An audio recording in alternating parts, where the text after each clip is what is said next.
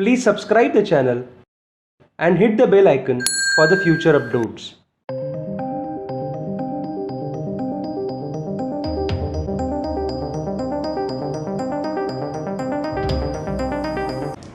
Good morning and a very happy Sunday. This is our 18th Facebook Live session. हे आपलं 18वं Facebook Live session आहे. Facebook Live सेशन्समध्ये माझे video जे matrimonial law info YouTube channel आहे त्याच्यावरती बघितल्यानंतर जे काही प्रश्न मनात येतात ते लोक प्रश्न मला विचारतात आणि त्यांची उत्तरं मी फेसबुक लाईव्हद्वारे देतो. Facebook Live was meant to give answers to the questions after watching the videos that were posted on Matrimonial Law Info YouTube channel, so that whatever is not covered in the video can be covered through Facebook Live and the questions can be answered here. Now in this Facebook Live session I had almost 40 questions that were posted by all of you, and unfortunately almost most of the questions that were posted were out of context. Let me make it very clear that Facebook Live is only when, after going through the video, if your doubt is not clear, to answer those questions the Facebook Live is there, not to answer the personal questions that is applicable to your specific case. होतंय काय, खूपदा मला आता असे प्रश्न आलेत की जे त्या व्यक्तींच्या केसशी निगडीत असलेले प्रश्न आहेत आणि ते मला फेसबुक लाईव्हद्वारे त्याची उत्तरं विचारली होती. तर त्याचा तसा उद्देश नव्हता फेसबुक लाईव्हचा. त्याच्यामुळे 40 प्रश्न जरी विचारलेले असले तरी मी आपल्या आजच्या फेसबुक लाईव्हमध्ये फक्त त्यातले 10च प्रश्न घेतलेत, जे रिलेव्हंट आहेत, जे जनरल क्वेश्चन्स आहेत, जे व्हिडिओमधनं कव्हर नाहीत. 2 पद्धतीने प्रश्न आले. एक रिपीट प्रश्न खूप जास्ती विचारले होते, म्हणजे ऑलमोस्ट त्या 40 पैकी 15 प्रश्न असे होते की जे ऑलरेडी आधीच्या फेसबुक लाईव्हमध्ये कव्हर झालेले आहेत, किंवा आधी जे 16 व्हिडिओ मराठी, हिंदी आणि इंग्रजी अशा तिन्ही भाषांमध्ये 16 व्हिडिओ जे पोस्ट केलेले आहेत त्या व्हिडिओमध्ये कव्हर केलेले जे विषय आहेत त्या संदर्भात किंवा त्या व्हिडिओमध्ये असलेल्या कंटेंटमध्ये ऑलरेडी त्या प्रश्नाचं जर उत्तर असेल तर पुन्हा मी त्या प्रश्नांचं उत्तर देणार नाही आहे फेसबुक लाईव्हद्वारे. तर ते 15 प्रश्न मी ह्याच्यात घेतलेले नाही आहेत. 15 क्वेश्चन्स वर posted who were repeated questions, meaning already most of the topics are covered in the 16 videos that were uploaded on Hindi, English and Marathi languages for everyone, and most of the questions were covered either on those or on previous 17 Facebook live sessions. If you go to the Facebook live sessions which were uploaded on YouTube, there is a specific playlist of Facebook live sessions, and in that you will get to know all 17 Facebook live sessions. And if you see the description box of the particular video, you will get all the questions that are covered in that particular session. So if you have any doubt, first I will urge that first go through all the Facebook live videos description box, and if your question is covered already in that Facebook live session, please watch the video instead of asking it again. So 15 questions were repeated questions, आणि जे उरलेले 15 प्रश्न होते ते 15 प्रश्न हे specifically केसच्या related होते. म्हणजे माझ्या केसमध्ये असं झालंय, मी आता काय करायला हवं. तर फेसबुक लाईव्ह हे सेकंड ओपिनियनसाठी नव्हतं. फेसबुक लाईव्ह हे अशासाठी बनवलं होतं की असलेले व्हिडिओ जे आहेत त्यातनं जर काही कायद्यासंदर्भात माहिती राहिली असेल तर ती येण्यासाठी. मॅट्रिमोनियल लॉ इन्फो हे जे यूट्यूब चॅनल आहे ते चॅनलचा उद्देशच मुळात तुमचे हक्क, जे वैवाहिक संबंधातून निर्माण होणारे हक्क आणि जबाबदाऱ्या यांची तुम्हाला जाणीव व्हावी आणि वैवाह कायदा जो आहे तो सोप्या भाषेत तुम्हाला समजावा हा होता. तर त्याच्यामुळे जे प्रश्न विचारलेले होते जे त्या केसशी निगडीत होते ते मी ह्याच्यात घेतलेले नाहीत. फक्त जे प्रश्न रिलेव्हंट क्वेश्चन्स होते तेवढेच आपण या फेसबुक लाईव्ह सेशन्समध्ये बघणार आहोत. तर आजच्या फेसबुक लाईव्ह सेशनमध्ये 10 प्रश्न काय आहेत ते आपण बघूयात. जो प्रश्न ज्या भाषेत विचारलेला आहे त्या भाषेत मी तो घेतोय. आजच्या फेसबुक लाईव्ह सेशनमध्ये प्रश्न जे आहेत ते आयदर इंग्रजी किंवा मराठी या भाषांमध्ये आहेत.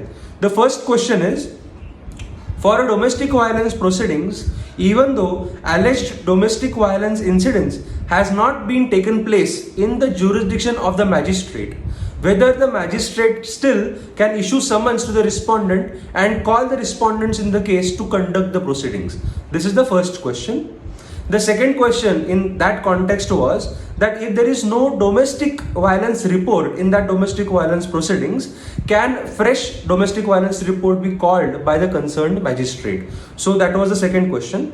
Third question was, whether me and my children have any right in the property of my husband or the property of my in-laws.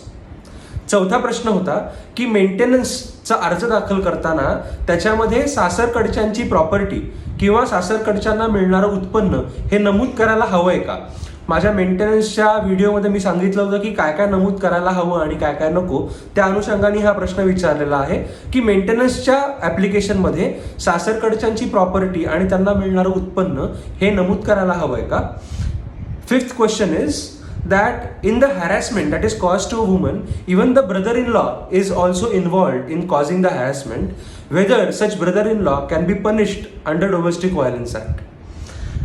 Sixth question was, in the restitution of conjugal rights petition, the Honorable Court has granted travelling allowance to the woman, and the husband since past 2 years has not paid a single penny towards the travelling allowance. So whether such act will amount to further harassment, and based on this particular harassment of non-payment of travelling allowance, whether in the domestic violence proceedings a fresh incident of this can be taken up as act of domestic violence inflicted by the husband on the wife. Seventh question is that the husband has filed the petition of custody against the wife seeking the custody of a son, but the son is not residing with the husband and the son is residing with the wife, which is outside the territorial jurisdiction of the court where the petition was filed by the husband. Then can the case be transferred by such woman was the question. आठवा प्रश्न होता की घटस्फोटाच्या केसमध्ये chief affidavit दिल्यानंतर म्हणजे chief affidavit दाखल केलंय तर त्याच्यानंतर पण पुरावे दाखल करता येतात का. नववा प्रश्न आहे की डोमेस्टिक व्हायलन्सची केस जर बायकोने दाखल केलेली ही संपूर्णपणे खोटी आहे असं सिद्ध झालं तर बायकोला दिलेला सगळा जो काही मेंटेनन्स आहे तो परत मिळतो का. बायकोला त्या खोट्या केस केल्याबद्दल काही पनिशमेंट होते का. आणि त्यातच उपप्रश्न असा विचारलेला होता की 5 वर्षांपेक्षा लहान मुलगी आहे त्यांना, तर त्या मुलीची कस्टडी डोमेस्टिक व्हायलन्सची केस संपताना कोर्ट त्या नवऱ्याला देऊ शकतं का, हा प्रश्न होता. आणि 10वा प्रश्न होता की फॅमिली कोर्ट आता सुरू झालेला आहे, तर फॅमिली कोर्टामध्ये आम्हाला घटस्फोटाची एकतर्फी केस दाखल करता येईल का. असे टोटल 10 प्रश्न होते. आपण आता एक एक प्रश्न आणि त्याचं उत्तर डिटेलमध्ये समजून घेऊयात. First question which was asked in English was, for the domestic violence case, even though the incidents have happened outside the jurisdiction of the concerned magistrate court where the domestic violence case is going on, can the court have jurisdiction to try the case and issue the summons to the respondents and the respondents be called to attend the DV proceedings? First of all, you have to understand that Domestic Violence Act confers jurisdiction on the court where either the domestic violence incidents has taken place, where the respondents are residing, and also where the wife is residing or aggrieved person is residing. So in this particular case, if the wife who has filed the petition against the husband is residing in the territorial jurisdiction where she has filed the case, then even though domestic violence has actually not happened in the territorial jurisdiction of that particular magistrate's court, still the case can be entertained and tried before the magistrate, and he definitely has every right to issue the summons to the respondents and call them in the court to defend the case. And therefore, as far as jurisdiction aspect is concerned, domestic violence case can be filed either where the aggrieved person, so who is filing the case, she is residing, or where the actual domestic violence incidents has taken place, or where the respondents are residing. So all 3 courts will have jurisdiction, and the aggrieved person who is actually filing the case has the right to choose in which of the 3 courts the case will go to, and therefore such case will be maintainable. The second question was also related to domestic violence, and the same person has asked the second question in respect of this, which is, so if there is no domestic violence report submitted by the protection officer in the domestic violence proceedings, can the magistrate during the pendency of the trial, when it is pointed out that there is no domestic violence report submitted by the protection officer, call for the fresh report? Basically, definitely the magistrate is empowered to call for the domestic violence report if required from the protection officer. But you have to understand that just because there is no domestic violence incidents report given by the concerned protection officer does not vitiate the entire proceedings. The essence and object of Domestic Violence Act was basically to facilitate the aggrieved person and to give fast and quick relief to that person, the relief which were given in the Domestic Violence Act. And therefore, in these technical aspects, the court is not going to dwell on it too much. So you also have to understand that instead of fighting on these trivial aspects, whether the court is empowered to do so or whether the court is not empowered to do so, as a respondent, your job should be that there is no domestic violence. So you should prove and you have to disprove the version of the aggrieved person's case that domestic violence has not taken place. And if you are able to prove that there is no domestic violence, no relief can be granted under Domestic Violence Act. So instead of wasting the time on these small technical aspects and wasting the court's time also in that, actually frustrates the very object of domestic violence proceedings. And many husbands have started doing so in the courts, and I basically am pleading to all of you to not to do that, because it is definitely not the object of Domestic Violence Act. And the magistrate who is conducting basically the domestic violence case also is going to see the conduct of the husband who is distracting the overall process of the court and taking the domestic violence case to a different aspect, which is not even required for that particular domestic violence case. So you have to understand the limitations and work on that based on this instead of harping on the technicalities. Third question which is asked is whether me and my children have any right in the property of my husband and my in-laws. This is a very common question, and this was already covered in the general misconceptions video, which is already uploaded on my YouTube channel, but still I will answer it once again. There are other misconceptions also which are covered in it. I will urge to peruse that video once so that all your doubts and misconceptions will be removed. But basically, every woman and the child, by virtue of marriage and birth, automatically do not get a right in the property of the husband and in-laws. But if it is ancestral property, then the children being born to that person will automatically have the right in the ancestral property. So there is a differentiation between the properties, a property which is self-acquired or a property which is inherited, and the property which is ancestral property. So as far as ancestral property is concerned, then the children born from the marriage automatically get a right in the ancestral property. But as for the self-acquired property or inherited property is concerned, by virtue of the birth or by virtue of the marriage, automatically the rights in that particular property are not conferred either to the wife or to the children born from the marriage. So you have to understand that just because you are married to a particular person, then the property of the in-laws or property of the husband is not your property. Unless the husband or the in-laws actually give the property to you, then only your right is created in the property. So by virtue of marriage, the right is not created in the property. By virtue of birth, the right is created only in ancestral property, but not in self-acquired or basically inherited property. If you want to know what are the different modes of inheritance and how the property devolves upon, and what is ancestral property, what is self-acquired property, definitely give your thoughts on comment section, and I will definitely try to make a video on that aspect in future. चौथा जो प्रश्न आहे तो मराठीत विचारला आहे, तो असा आहे की मेंटेनन्सचा अर्ज करायचा आहे, आणि मी माझा जो मेंटेनन्सचा व्हिडिओ आहे त्याच्यामध्ये स्पेसिफिकली सांगितलं होतं की काय काय नमूद करा आणि काय काय नमूद करू नका. तर प्रश्न असा विचारला होता की प्रत्येक वेळी सासरकडच्यांची प्रॉपर्टी आणि त्यांचं उत्पन्न, म्हणजे नवऱ्या व्यतिरिक्त जे सासू आहे, सासरा आहे, दीर आहे, नणंद असेल, तर ह्या सगळ्यांची प्रॉपर्टी आणि त्या प्रॉपर्टीची वर्णनं आणि त्यांचं उत्पन्न हे नमूद करणं गरजेचं आहे का. एक समजून घ्या, मेंटेनन्स हा कसा दिला जातो हे मी माझ्या मेंटेनन्सच्या व्हिडिओमध्ये ऑलरेडी नमूद केलं आहे. तर त्या व्यक्तीचं स्टँडर्ड ऑफ लिव्हिंग म्हणजे राहणीमान हे समजण्यासाठी आणि त्या व्यक्तीची बॅकग्राऊंड म्हणजे फायनान्शियल बॅकग्राऊंड, आर्थिक बॅकग्राऊंड कळण्यासाठी हे खूप गरजेचं आहे की तुम्ही सासरच्यांची सुद्धा प्रॉपर्टी लिहा.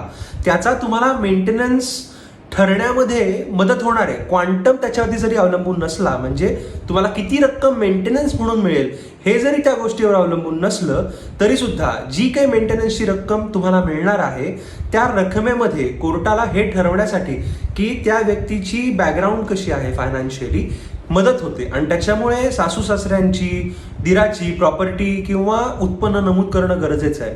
दुसरी गोष्ट, जेव्हा तुम्ही असं म्हणता की माझ्या नवऱ्यावर सासू सासरे किंवा दीर हे अवलंबून नाही आहेत, तेव्हा त्यांची प्रॉपर्टी आणि उत्पन्न जर नमूद केलेलं असेल तर कोर्टाला हे पण कळतं की हां, एवढं उत्पन्न मिळतंय, अशी अशी प्रॉपर्टी आहे आणि म्हणून सासू सासरे किंवा दीर किंवा नणंद हे तुमच्या नवऱ्यावर अवलंबून नाहीत. तर त्याच्याहीमुळे हाही फायदा होतो. आणि तिसरा सगळ्यात महत्त्वाचा ॲस्पेक्ट असा आहे की बऱ्याचदा जी काही प्रॉपर्टी आहे ती आई वडिलांच्या नावावर मुद्दाम ठेवलेली असू शकते. म्हणजे कदाचित विकत घेतली नवऱ्याने, पण ती म्हणजे तुमच्या सासू सासऱ्यांच्या नवऱ्याच्या आई वडिलांच्याच नावावर त्याने विकत घेतली असं असू शकतं. आणि अशा स्थितीमध्ये तुम्हाला प्रॉपर्टीचं वर्णन करणं आणि ही गोष्ट नमूद करणं की पैसे नवऱ्याचे होते पण नाव सासू सासऱ्यांचं आहे हे पण गरजेचं असतं. तर अशा पद्धतीमध्ये जेव्हा केव्हा मेंटेनन्सचा अर्ज तुम्ही कराल तर त्या अर्जामध्ये ह्या गोष्टींसाठी सासू सासरे, नणंद, दीर या सगळ्यांची, ऑफकोर्स जर ते एकत्र राहत असतील तर, जर ते वेगळेच राहत असतील तर त्यांची प्रॉपर्टी घेण्याची गरज नाही आहे. पण नवरा ज्या ज्या लोकांबरोबर राहतोय त्या व्यक्तींची प्रॉपर्टी ह्यासाठी घ्यायची की ते लोक एकतर अवलंबून नाही आहेत तुमच्या नवऱ्यावरती म्हणून सुद्धा, आणि त्या फॅमिलीची आर्थिक परिस्थिती कशी आहे हे दाखवण्यासाठी सुद्धा त्याचा उपयोग होऊ शकतो. हे होतं तुमच्या प्रश्नाचं उत्तर. Fifth question was for the harassment that has caused to the woman, brother-in-law is also responsible for the harassment, and therefore whether that brother-in-law will be given any kind of punishment in Domestic Violence Act. You have to understand something, that Domestic Violence Act basically was enacted to give urgent relief to the aggrieved person, and if you see the reliefs also, most of the reliefs are either the protection of the person so that further domestic violence should not happen, or the person will have some kind of monetary support so that the person will not come on street. So that was the very object of Domestic Violence Act. So no, the woman will not be destitute, or the aggrieved person will not be destitute by virtue of the harassment that has been caused by the respondents. Therefore, when that is the analogy for Basic Domestic Violence Act, there is no punishment which is given in the DV Act for the respondents. The respondent may be husband, in-laws, brother-in-law, sister-in-law, whoever it is. There is no punishment as in monetarily or putting the person in jail. Whatever the compensation is granted, of course, compensation can be awarded against the brother-in-law also if it is found that he is guilty of domestic violence. But as far as punishment, most of the times the word punishment is used by persons for asking for putting the person behind the bars. So imprisonment. And you have to understand that in Domestic Violence Act, the person is not put behind the bars unless protection order is violated, irrespective of who is the person violating the protection order. Therefore, by virtue of harassment, the brother-in-law will not be put behind the bars. For that, 498A is a specific section enacted, and you have to lodge an FIR against all the accused persons who have allegedly committed harassment to you. And then, if it is proved beyond reasonable doubt that yes, the harassment was inflicted by these persons, then those persons can be punished by way of imprisonment, the term the magistrate may decide. So basically, Domestic Violence Act's purpose was different than the question which was asked, and therefore I have covered this. Sixth question was, there is a restitution of conjugal rights case going on, and traveling allowance is granted to a woman. But since past 2 years, traveling allowance was not paid. In that scenario, I have already stated in my domestic violence case that non-payment of maintenance, which is granted by the court, also is an act of domestic violence. And therefore, this question was asked by this person that if traveling allowance is not paid, even though court has ordered it since past 2 years, whether it is harassment and whether it can become incidents to be mentioned in the domestic violence proceedings. The answer to both the questions is yes. Because when traveling allowance is granted to a woman, why it is granted? Because woman cannot travel from one place to the court without spending the amount, and by virtue of being unable to spend on that particular travel, the court is empowering the woman by giving some kind of traveling allowance to be paid by the husband to her, so that the person can at least attend the court proceedings and defend the case which is filed against that person. And mind well, harassment, cruelty and domestic violence, all three aspects cover physical, mental and financial. So in every aspect, may it be cruelty, may it be harassment, may it be domestic violence, economic part also is covered. So non-payment of traveling allowance expenses which are already granted by the court amounts to harassment, and it also amounts to domestic violence within the meaning of economic abuse. And therefore such incidents can be incorporated in the domestic violence case if the husband is really not paying the traveling allowance, and you just have to mention that and prove it with the documentarily aspect that he has not paid the amount to you, and that can become one of the incidents for domestic violence, also an incidence for basic harassment of basic economic harassment. So it also can be economic harassment to such woman. Seventh question that was asked is, husband has filed a case for custody of the children. He has filed the custody petition to claim custody of a son, but the son is not residing with the husband. The son is residing with the wife, where the wife is residing outside the territorial jurisdiction where the husband has filed the case of custody. And the question which was asked is whether on this ground the case can be transferred. Well, of course the case can be transferred, but for transferring the case, I have already covered how to transfer the case in my previous Facebook live sessions. May it be inter-district, intra-district, interstate, intra-state. So based on these various aspects, the transfer petition may lie to the district court, so principal district court or the Honorable High Court or the Honorable Supreme Court, depending on where the two cases are, means where one person wants to transfer a case from one place to the other. So depending on the two places, the place of filing for transfer petition may vary. But my advice in such scenarios are, if the court lacks basic inherent territorial jurisdiction to conduct the proceedings, then the best approach is to file the application that the court lacks the inherent territorial jurisdiction to entertain the case, and therefore to return the plaint. So application for return of plaint should be filed in this case, so that the case can be filed with the appropriate court. You can definitely ask your lawyer to do the application in the concerned court, that return of plaint application, and that can be definitely entertained by the court. And if it is found that definitely the court lacks territorial jurisdiction, plaint can be returned to your husband to be filed in an appropriate court, which becomes cheaper way than filing transfer petition in this particular case. आठवा प्रश्न होता की घटस्फोटाच्या केसमध्ये chief affidavit दाखल केल्यानंतर सुद्धा पुरावा देता येतो का? आता पुरावा काय आहे ह्याच्यावर अवलंबून आहे की पुरावा देता येतो किंवा नाही. हवं तर मी पुराव्यासाठी एक वेगळा व्हिडिओ बनवतो, तुम्ही कॉमेंट सेक्शनमध्ये मेन्शन करा जर तुम्हाला पुराव्या संदर्भात अजून माहिती हवी असेल तर. पण जनरलच उत्तर द्यायचं झालं तर चीफ ॲफिडेव्हिट दाखल केल्यानंतर सुद्धा पुरावा दाखल करता येऊ शकतो, पण त्याचे काही पॅरामीटर्स आहेत. म्हणजे पुरावा जर तुमच्या ऑलरेडी ताब्यामध्ये होता आणि त्याचा उल्लेख म्हणजे त्या पुराव्या संदर्भातल्या घटनांचा उल्लेख तुमच्या चीफ ॲफिडेव्हिटमध्ये ऑलरेडी केलेला आहे आणि ते कागदपत्र तुमच्या ताब्यात आधीच होते, चीफ ॲफिडेव्हिट दाखल करून झाल्यानंतर सुद्धा तुम्ही कोर्टाची परवानगी मागून कागद दाखल करू शकता, पुरावा पण दाखल करू शकता. त्याच्यासाठी तुम्हाला कोर्टाची परवानगी घ्यावी लागेल आणि कारण पण नमूद करावं लागेल की प्रतिज्ञापत्र दाखल करताना मात्र का तुम्ही ते दाखल केलेले नव्हते त्याच वेळी, हे कारण द्यावं लागेल. आणि जर ते कारण संयुक्तिक असेल, जर ते कारण रिझनेबल असेल, तर कोर्ट सुद्धा ते मान्य करून तुम्हाला परवानगी देऊ शकतं की जरी तुम्ही प्रतिज्ञापत्र दाखल केलंय तरी पण तुम्ही हा पुरावा देऊ शकता. सो तुम्हाला जर त्याच्यामध्ये डीप माहिती हवी असेल तर कॉमेंट सेक्शनमध्ये जरूर मेन्शन करा की या संदर्भातला व्हिडिओ बनवा, मी नक्की त्याच्यावरचा एक व्हिडिओ बनवीन. नववा प्रश्न आहे मराठीमध्ये विचारलेला, तो असा होता की डोमेस्टिक व्हायलन्सची केस आहे आणि त्या डोमेस्टिक व्हायलन्सच्या केसमध्ये जर हे सिद्ध झालं की डोमेस्टिक व्हायलन्स झालाच नव्हता आणि बायकोनी खोटी केस दाखल केली आहे, तर त्या बायकोला काही पनिशमेंट होते का? किंवा बायकोला जो काही मेंटेनन्स त्या केस दरम्यान इंटरिम दिलेला आहे तो भरलेला मेंटेनन्स नवऱ्याला परत मिळू शकतो का?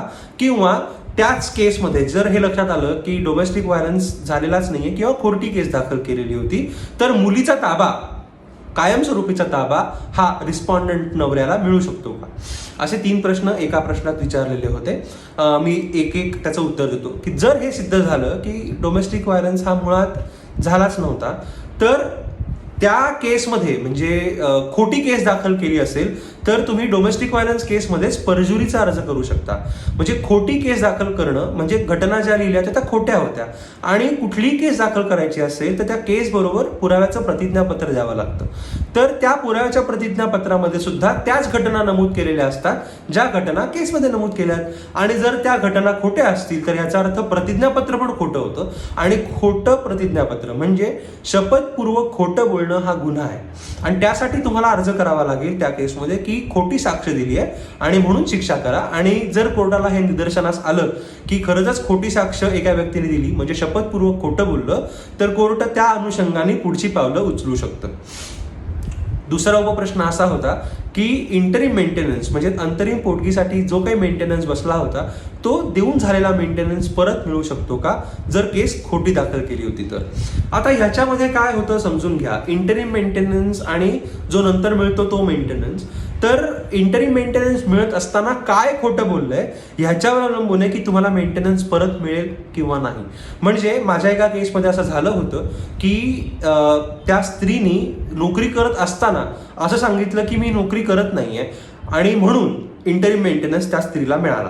आता नंतर आम्ही हे सिद्ध करू शकलो की ज्यावेळी इंटरिम मेंटेनन्सचा अर्ज दिला त्यावेळी सुद्धा ती स्त्री नोकरी करत होती. म्हणजे एक खोटं कारण दाखवून की मला उत्पन्न नाहीये त्या स्त्रीने मेंटेनन्स मिळवला उत्पन्न असताना. आणि त्याच्यामुळे आम्ही मेंटेनन्स कॅन्सल पण केला आणि कोर्टाला अशी विनंती पण केली की मेंटेनन्स देण्याचा उद्देश हा तिला उत्पन्न नाही हा होता आणि तिला उत्पन्न मिळत असताना पण तिने खोटं बोलून केस दाखल केली आणि मेंटेनन्स मिळवला, तर तो दिलेला मेंटेनन्स आम्हाला परत मिळावा.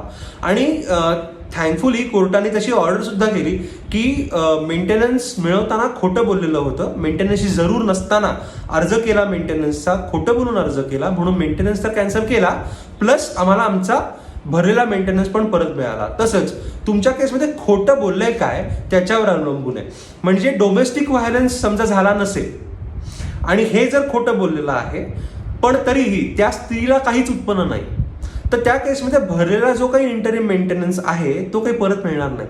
पण बेसिक इंटरिम मेंटेनन्स मिळण्यासाठी उत्पन्नाची जी बाब आहे तीच खोटं बोलली असेल तर मात्र कदाचित तुम्हाला मेंटेनन्स परत मिळू शकतो. सो काय खोटं बोललंय ह्याच्यानुसार ह्या प्रश्नाचं उत्तर अवलंबून आहे की मेंटेनन्स भरलेला परत मिळेल किंवा मिळणार नाही. आणि तिसरा प्रश्न म्हणजे तिसरा उपप्रश्न ह्यामध्ये विचारलेला जातो असा की खोटी केस जेव्हा निदर्शनास आलं कोर्टाच्या की केसच खोटी आहे, तर अशा वेळी जी मुलगी आहे त्या मुलीचा ताबा रिस्पॉन्डंटला मिळू शकतो का? तर एक समजून घ्या, मेंटेनन्स किंवा कॉम्पेन्सेशन किंवा ह्या सगळ्या रिलीफमध्ये कस्टडी हा एक रिलीफ आहे जो डोमेस्टिक व्हायलन्स ऍक्टमध्ये नमूद केला आहे. पण कुठल्याही नवऱ्याला डोमेस्टिक व्हायलन्स ऍक्टमधल्या केसमध्ये परमनंट कस्टडी मिळू शकत नाही. कायद्याचं नाव हे protection of women from domestic violence act असं आहे. जे सगळे रिलीफ आहेत ते सगळे स्त्रियांसाठी आहेत, ते पुरुषांसाठी नाहीत. त्याच्यामुळे पुरुष अशा पद्धतीने परमनंट कस्टडीचा रिलीफ मुळातच मागू शकत नाही आणि कोर्ट सुद्धा कस्टडीचा असा आदेश देऊ शकत नाही. आजचा 10वा आणि शेवटचा प्रश्न असा होता की आता लॉकडाऊन नंतर फॅमिली कोर्ट सुरू झालेली आहेत, तर फॅमिली कोर्ट सुरू झालेली असताना आम्हाला आमचा एकतर्फी घटस्फोटाचा दावा किंवा घटस्फोटाची केस ही दाखल करता येईल का असा प्रश्न विचारलेला आहे. तुम्हाला एक गोष्ट समजली पाहिजे की फॅमिली कोर्ट जरी सुरू झालेलं असलं तरी ते कंडिशनल सुरू झालंय, सगळंच्या सगळं सुरू झालेलं नाही. आणि त्या कंडिशन्स काय आहे त्याचं सर्क्युलर फॅमिली कोर्टाच्या वेबसाईटवरती अपलोड केलेलं आहे. जर तुम्हाला ते सापडत नसेल तर कॉमेंट सेक्शनमध्ये मला विचारा, मी त्या सर्क्युलरची फॅमिली कोर्टाच्या वेबसाईटवरची जी लिंक आहे ती कॉपी पेस्ट करून देतो, म्हणजे तुम्हाला ते सर्क्युलर बघता येईल की ते नक्की सर्क्युलर काय आहे. पण त्या सर्क्युलरनुसार आज फॅमिली कोर्ट पुण्यामध्ये तरी फक्त परस्पर संमतीने घटस्फोटाची केस किंवा 125 CRPC किंवा 127 CRPC अन्वये मेंटेनन्सची केस किंवा मुलाचा ताबा मागण्याची केस किंवा इंजंक्शनची केस या 4 प्रकारच्याच केस फक्त दाखल करता येतात. एकतर्फी घटस्फोटाची केस दाखल करण्याचा मार्ग अजून सुरू झालेला नाही. एक लक्षात घ्या, जसं सरकारने अनलॉक 1.0 काढलं आणि काही गोष्टी सुरू केल्या, तशाच कोर्टाने सुद्धा काही गोष्टी सुरू केल्या. अजून सगळ्या गोष्टी सुरू झालेल्या नाहीयेत आणि आपल्याला एक समजलं पाहिजे की अजून कोरोनाचा धोका हा टळलेला नाही. फॅमिली कोर्टामध्ये जो स्टाफ आज काम करतोय तो सगळ्या गोष्टींची रिस्क डोक्यात ठेवून काम करतोय. ते आज आपल्यासाठी सगळ्या प्रकारच्या रिस्क असताना सुद्धा कोर्टामध्ये येऊन काम करतायत. ते खूप अप्रिशिएबल आहे आणि अशा सिच्युएशनमध्ये आपण त्यांना खूप जास्त त्रास पण नाही देता कामा. तर गरजेच्या आणि जरुरीच्याच गोष्टी फक्त फॅमिली कोर्टात सध्याच्या काळात सुरू झालेल्या आहेत. कदाचित सगळी परिस्थिती छान राहिली तर भविष्यात अजून काही गोष्टी सुरू होतील आणि सगळं काही पूर्ववत होईल. पण सध्या तरी या अनलॉक 1.0च्या धर्तीवरती फॅमिली कोर्ट जे काही सुरू झालेलं आहे आज, तर फॅमिली कोर्ट पुण्यामध्ये फक्त ह्या 4 प्रकारच्या केसेस दाखल करता येतात आणि त्यात सुद्धा पक्षकारांनी जायचं नाहीये, तर वकिलांना फक्त कोर्टामध्ये जाता येतं. पक्षकारांनी कोर्टात येणं अपेक्षित पण नाहीये आणि सर्व प्रकारची काळजी ही कोर्ट स्टाफ सुद्धा आज घेत आहे, वकील पण सगळे घेत आहेत. तर घाई करण्याची आवश्यकता नाही असं मला वाटतं. जरा थांबा आणि सगळं काही सुरू झालं कीच तुम्ही घटस्फोटाची कदाचित केस दाखल करू शकाल एकतर्फी. सध्या तरी एकतर्फी घटस्फोटाची केस दाखल करण्यासाठी कुठलाही मार्ग ओपन नाही. तर हे होते आजचे 10 प्रश्न. एकदा उजळणीसाठी मी पुन्हा एकदा 10 प्रश्न काय होते ते सांगतो. First question was, for the domestic violence case, even though the alleged domestic violence incidents has not happened in the territorial jurisdiction of the concerned magistrate with whom the case is going on, whether the magistrate has authority to send summons and ask for the presence of the respondent in such scenario. The second question was, if the domestic violence incidents report is not being submitted by the protection officer, whether magistrate is empowered to ask for the fresh report during the trial. The third question was whether me and my children are entitled to any right in the property of my husband and my in-laws. चौथा प्रश्न होता की मेंटेनन्सच्या अर्जामध्ये मी सासरकडच्यांची प्रॉपर्टीचा उल्लेख आणि त्यांना मिळणाऱ्या उत्पन्नांचा उल्लेख करायला हवाय का. Fifth question was, for the harassment brother in law is also equally responsible and therefore whether such brother in law can be punished in domestic violence proceedings. सहावा प्रश्न, sixth question was, in the restriction of conjugal rights case, the court has allowed the traveling allowance for the woman, and such traveling allowance is not being paid for last 2 years by the husband. Whether this non-payment of traveling allowance is harassment to the woman, and whether it can be treated as domestic violence, and whether this can be included in the domestic violence proceedings as an incident of domestic violence. The seventh question was, husband has filed a case to seek custody of a son, but son is not with the husband, it is with the wife, which is outside the jurisdiction, the territorial jurisdiction of the court where the husband has filed the case, whether such case can be transferred from the court where the husband has filed the case. आठवा प्रश्न असा होता की घटस्फोटाच्या केसमध्ये chief affidavit दाखल केल्यानंतर पुरावा दाखल करता येतो का.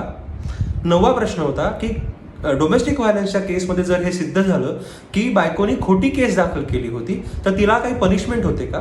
भरलेला इंटरिम मेंटेनन्स हा परत मिळू शकतो का आणि मुलीचा कायमस्वरूपीचा ताबा हा केसमध्ये मिळू शकतो का डोमेस्टिक व्हायलन्सच्याच. आणि 10वा प्रश्न असा होता की आता फॅमिली कोर्ट सुरू झालेला आहे तर एकतर्फी घटस्फोटाची केस दाखल करता येईल का. हे होते आजचे 10 प्रश्न.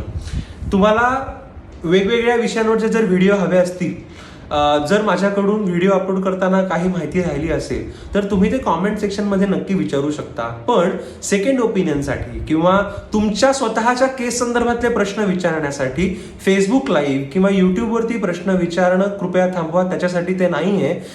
ह्याच्यामध्ये तुम्हाला जर लिगल काही शंका असेल तुमच्या केस संदर्भात नाही, कायद्या संदर्भात, तर तुम्ही ती नक्की विचारू शकता. ती मी नक्की फेसबुक लाईव्हमध्ये कव्हर करीन. या पुढचं जे फेसबुक लाईव्ह सेशन असणार आहे ते असणार आहे 21 जून, म्हणजे एक्झॅक्टली याच्या पुढच्या रविवारी. तर तुम्हाला ज्या काही शंका असतील मॅट्रिमोनियल लॉ संदर्भातल्या त्या तुम्ही मला विचारू शकता.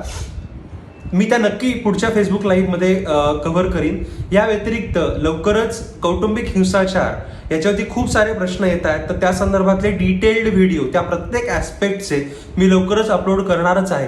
पण ह्या व्यतिरिक्त सुद्धा तुम्हाला अजून काही वेगळ्या विषयांवरचे व्हिडिओ जाणून घ्यायचे असतील तर कॉमेंट सेक्शनमध्ये नक्की टाका. सगळे फेसबुक लाईव्हचे व्हिडिओ हे यूट्यूबवरती वेगळी प्लेलिस्ट करून अपलोड केलेत. तर एकदा प्लीज ती प्लेलिस्ट बघा. त्याच्यामध्ये प्रत्येक व्हिडिओच्या डिस्क्रिप्शन बॉक्समध्ये त्या व्हिडिओमध्ये प्रश्न नमूद केलेले आहेत. त्याच्यामुळे तुम्हाला कळेल की तुमचा प्रश्न ऑलरेडी कव्हर झालाय किंवा नाही, आणि फक्त न कव्हर झालेलेच प्रश्न विचारा. म्हणजे मग मला ते सॉर्ट करत बसावे लागत नाही. आज आम्हाला सॉर्ट करावे लागतात की हा प्रश्न कव्हर झालाय, हा प्रश्न कव्हर झालेला नाही. म्हणजे मला 40 मध्ये 10 प्रश्न आज मी घेतले, उरलेले 30 प्रश्न मी घेतले नाहीत, कारण ते आयदर रिपीटेड होते किंवा ते पर्सनल प्रकारचे प्रश्न होते. तर माझी विनंती आहे सगळ्यांना की अशाच पद्धतीचे प्रश्न विचारा, म्हणजे ते मला फेसबुक लाईव्ह मध्ये कव्हर करता येतील. On a happy note, I am very happy to announce that we have crossed subscriber count of 2400 on the YouTube channel Matrimonial Law Info. Thank you for the love and support that you have shown to the YouTube channel Matrimonial Law Info. मला खूप आनंद होतो हे सांगताना की आपण 2400 सबस्क्रायबरचा टप्पा पूर्ण केलेला आहे. त्याबद्दल सगळ्यांचे मनपूर्वक आभार. असंच प्रेम चॅनलवरती दाखवत राहा, आणि तुम्हाला अजून काही व्हिडिओ हवे असतील तर कमेंट बॉक्समध्ये नक्की टाका. या पुढचं फेसबुक लाईव्ह सेशन जसं मी म्हटलं ते असणार आहे 21 जूनला सकाळी 10 वाजता. तुम्ही प्रश्न मला माझ्या फेसबुक पेजवरती कॉमेंट सेक्शन्समध्ये, यूट्यूबवरती कॉमेंट सेक्शन्समध्ये, मला पर्सनल ईमेल पाठवून किंवा मेसेंजरमध्ये, व्हॉट्सॲपवर कुठेही विचारू शकता. रिलेव्हंट प्रश्न मी नक्की पुढच्या फेसबुक लाईव्हमध्ये कव्हर करीन. आजसाठी इतकंच. Stay safe, stay healthy. Thank you and again very happy Sunday. Thank you. If you have like the video, please give a thumbs up. Video on various topics are going to be uploaded on YouTube. Please subscribe the channel and hit the bell icon for the future uploads. Thank you.